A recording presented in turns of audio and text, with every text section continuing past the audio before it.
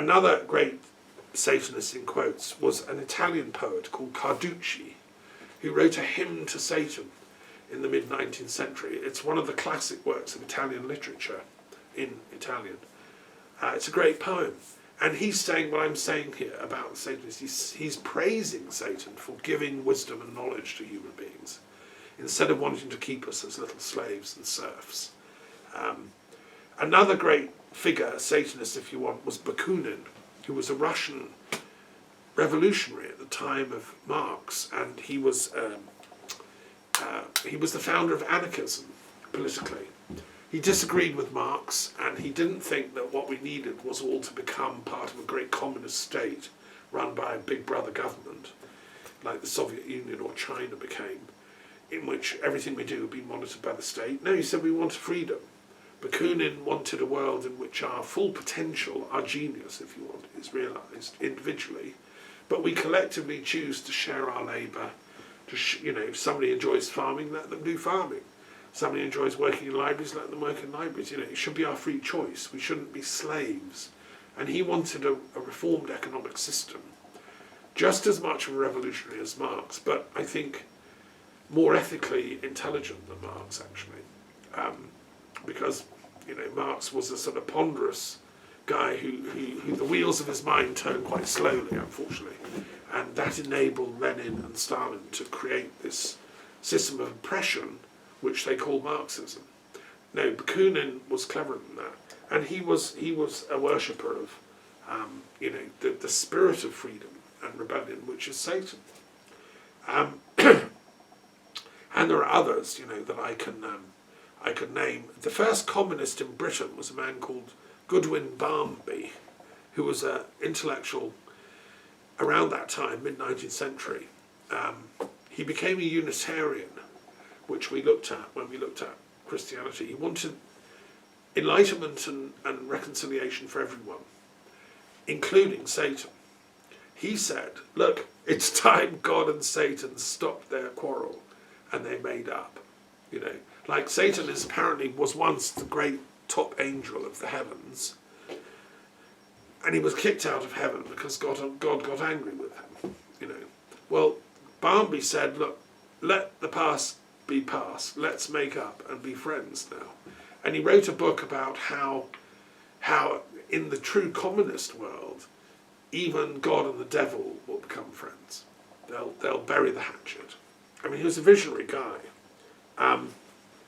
Another chap was William Blake, around that same time, who wrote a famous poem called The Marriage of Heaven and Hell.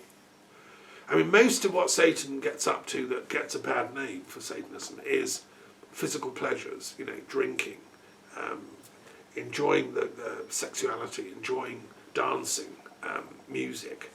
All that stuff is the Puritans of the world hate, and so they stop you doing it and they call you a Satanist. I mean, that's what's going on in Iran at the moment. The youngsters, the women particularly, but the boys and girls, they just want to have fun and be normal people and be allowed to experience the pleasures of their bodies. But the old guard, who have a book, the Quran, which they interpret as saying, no, that's not allowed, are now, locking them up and persecuting them, sticking them in prison, and executing them. So this is frontline stuff, this Satanism thing, and I would say as a philosopher, it's time to step back from the battlefield. If you can get a lift on a passing spaceship, go up to that level of cosmic consciousness, look down on the story of this planet and see this is an unnecessary battle. The real battles we should be having are to find the true source of everything, the absolute consciousness that we can all submit to, including Satan, who is called in the Quran Iblis, by the way, and I've done a detailed commentary on the Quran explaining Iblis's backstory. There's another very interesting group of Satanists called the Yazidis, who are, if you want, Islamic Satanists. They're in the Middle East, and they hang around the northern parts of Iraq, and they have Zoroastrian type rituals and beliefs, and they say, like the Western Satanists, that the Bible's got the whole story wrong, so is the Quran, they say that Iblis was the true believer. Because in the Quranic version, it's slightly different to the biblical one. They say that in the beginning, God created us humans, like out of clay, and blew some air into us so we could breathe. And we had no clothes on, just panting around, couldn't speak. And God said to all the angels, come and see what I've just made. I've just made Adam and Eve. Aren't they lovely? And all the other angels gathered around saying, yeah, they're great, aren't they? I like the hair and got nice feet, and, like. And then God said, okay, now I want you to bow down and worship them. And because he's God and he's the superpower and he runs the cosmic CIA equivalent, they all, well, I suppose we better bow down. So they all bow down and worship these little creatures he's made. But Iblis said to God, looking him straight in the eye, said, are you kidding? Me? I've been around for billions of years. I made a pure plasma and fire. I'm 60 million miles across, and you want me, a great angel, to bow down and worship those little creatures of clay you just made? They can't even talk or walk or do anything or think. Like, are you bonkers? So that was what Iblis said. And at that point, God, the Yazidis say, God took him aside and said, actually, you've given us the right answer. Thank you, Iblis. You're the only one of my angels that's got the strength to tell the truth to me. Because all those other little angels, they all bowed down to the little new creatures. But you had the intelligence to work out it was a trick question. And the Yazidis say that Iblis then wanted to ensure that at some place, somewhere on this planet, at all times, there would be a few people given that secret. And the Yazidis are the knowledge holders of this secret in the Middle East. So, whilst normal Muslims, they all hate the devil, they hate Iblis, the Yazidis know the real story, that actually he was the most faithful and the most true of all the disciples, of all the angels. Now, they've been teaching this in secret for, a couple of thousand years. And of course, when ISIS, these extremist, simplistic debasers of true Islam, seized power, thanks to the stupidity of Western corrupt leaders in backing them and all that, the war on Iraq, all of that was complete nonsense, in my opinion. And it empowered the sort of the stupidest form of Islam, this extremist form. So then they went and attacked the Yazidis. And there was a horrible war going on in the maelstrom that the Middle East became over the last 10, 20 years, since the unleashing of the Iraq War in 2003. And of course these ISIS types, reading their Quran in a very literalistic way, say it's God's duty to go and kill all people that believe in the devil. So they were rounding them up and massacring them and killing them and raping the women, instead of just accepting their right to be human. They have a different theology, and it should be studied and appreciated and researched. And they have holy books that they kept in hiding for hundreds and hundreds of years. In my opinion, as a scholar, instead of killing the Yazidis, we should invite them to conferences and talk to them and learn from them. And, it's really fascinating. So they're important. I'd also add Shelley, the great romantic poet, to the list of Satanists. And Byron, the romantic poets in Britain, they wrote, like in rebellion against God for the cruelties of the world. If there really is a good God behind the world, why is it so full of suffering and so on? Why is he so silent? Why doesn't he intervene and stop Putin? Why doesn't Putin die of a heart attack? Surely God could organise that sort of stuff. And if he doesn't, he must be a sadist who likes murdering Ukrainian children, That's what Shelley and the Romantics said. So he said, we're not going to believe in that kind of God. We're going to believe in the God of nature, of truth, of integrity. And Byron, who was like Shelley of that school, which influenced me when I was young, I wanted to be a romantic poet, and I think I am. I think that's one of the things I do. Byron wrote a wonderful drama in verse called Cain. the story of Cain and Abel, as told in the Bible, but he tells it from Cain's point of view. And the best character in it is Lucifer, who comes and takes Cain on a trip around the universe. A very brilliant bit of satanic writing, actually. I don't know if it's ever performed. I don't know if any students have ever performed Byron's Mystery of Cain. It's a great poem and deserves to see a performance. I would add Robert Graves into the list of great thinkers who've been influenced by the satanic traditions. He's a great scholar of classics and Jewish thought, and he was aware of all what I'm talking about. You see, what's very interesting is that the myth of Satan is very similar to the myth of Prometheus, because Prometheus gives mankind fire, which makes us, human. We couldn't exist without it. Fire, light, electricity, all the rest of it. And then he's punished by God, angry Zeus, who then chains him to a rock in the Caucasus mountain and punishes him for eons. Now that's the Greek version. The Hebrew version is that Satan gives mankind knowledge, wants to free us from ignorance, and then is punished by God, cast out of heaven and cast down into hell, which is not a nice place to be. It must be very unpleasant, and going to be punished there forever and ever. Now, what Graves and other scholars, Orientalists, have worked out is that these myths must go back to a common origin.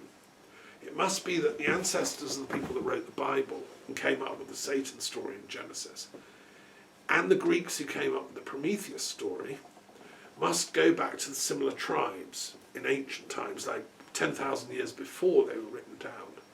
And when mankind was sort of looking up at the stars, they figured out, well, we must come from somewhere bigger than this world. There must be some divine intelligence. Look, we've got fire.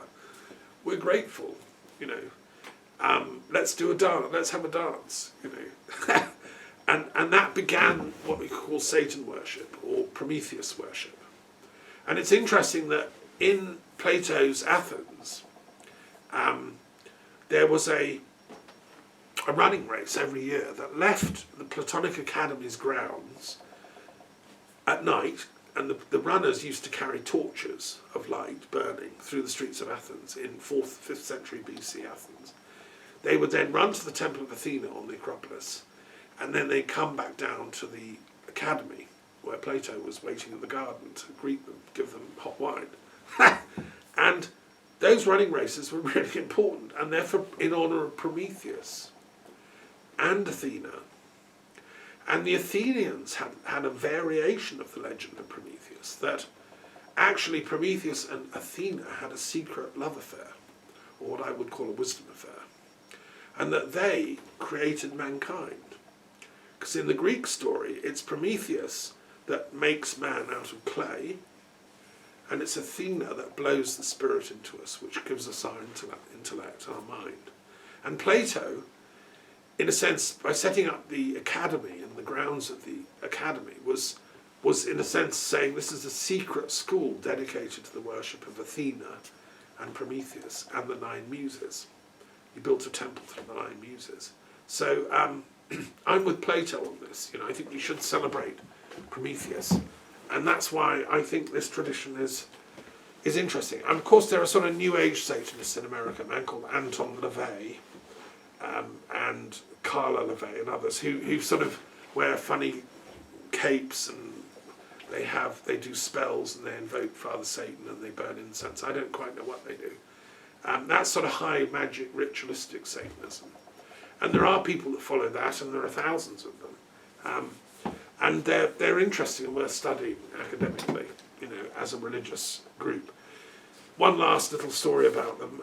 One of my great heroes was a Buddhist scholar called Chogyam Trungpa, who got me on the path of Tibetan Buddhism when I was a late teenager. I've always loved Chogyam Trungpa's work, and probably one of the cleverest modern day Buddhist thinkers around. He's dead now, but he founded Naropa University in Colorado, which is the best university for Buddhist studies in America.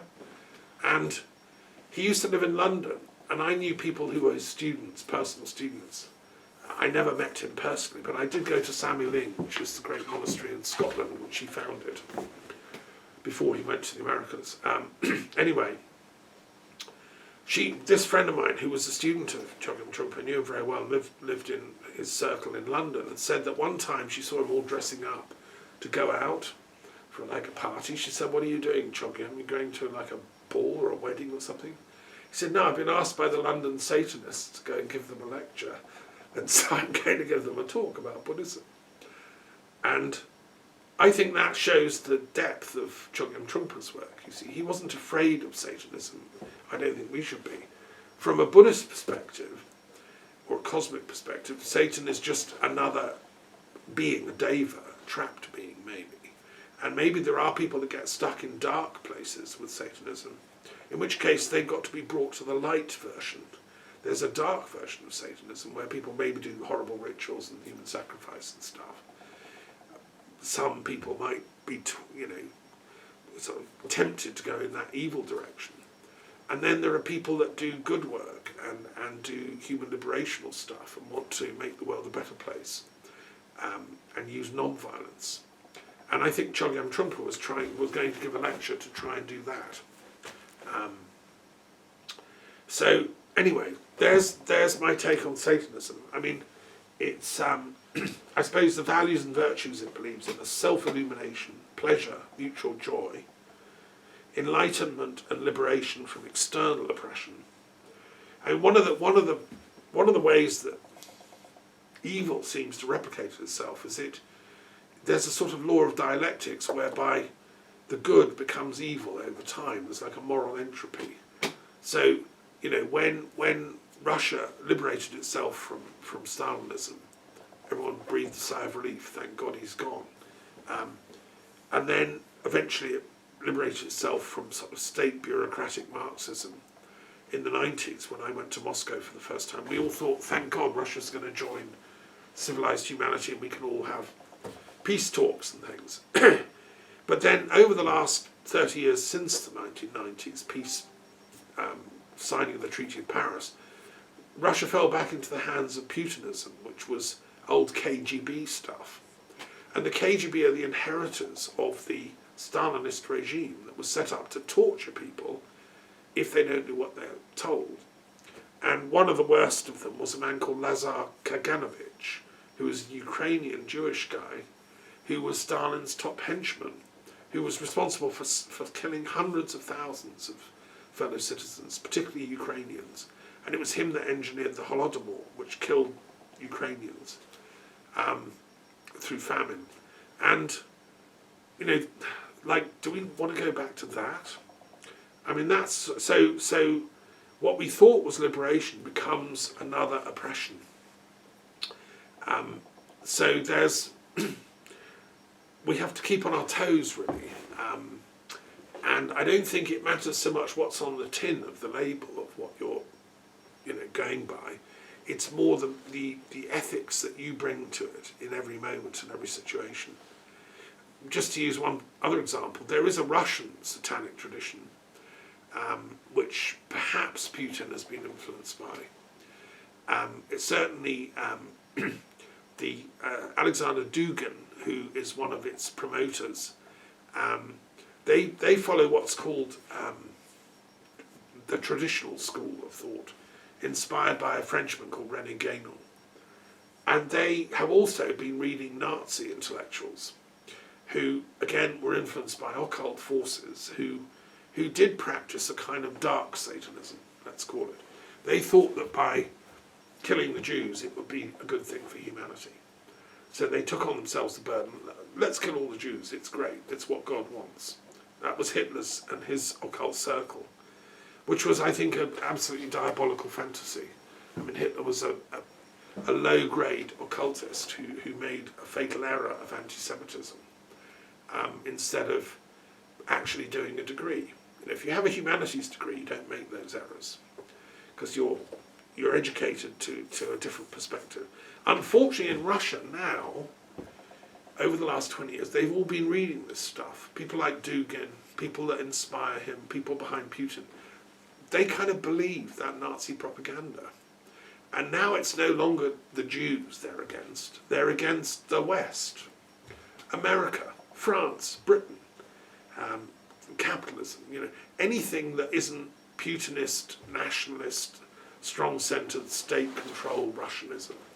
They have this ideology that's called Great Russia, Ruski Mir, and everyone has to bow down and worship that. Well, to me, this is a form of dark Satanism, and it needs opposing. The kind that I'm talking about, the sort of the romantic 19th century kind of liberational freedom from oppression, is the complete opposite of that. So those dark Russian Satanists are really giving Satan a bad name. I personally, I much prefer the Byron character, who wants to free humanity and bring peace. But anyway, there we are. One does one's bit. Okay, so I'm going to stop there. And we've done a few tonight. That's interesting. So happy Christmas Eve, everyone. And let's hope Christ can do his Messiah thing inside enough people to make the nasty Satanists really tremble in their boots and get a St. Paul experience of the road to Damascus. And if you don't know what that is, read the book of Acts, because it explains the whole plot line. It's absolutely brilliant. And Nero, who tried to prevent Christ doing his thing and killed Paul and killed Peter, he was also on the dark side. Those Roman emperors were kind of dark Satanists who followed not the light, but the ego. They followed the complete illusion of pleasure and so on, by getting it confused with their egos. And that's what Christ was trying to tell them, don't do that. Tiberius was another, who was the emperor when Christ was crucified. So that story, from a psychological perspective, is quite important. And that's why we celebrate Christmas today still, because it represents the birth of that innocent child, that state of surrender, or Islam, that I talked about, that Muhammad spoke about, that we need to get back to, so that we can get proper peace on this planet.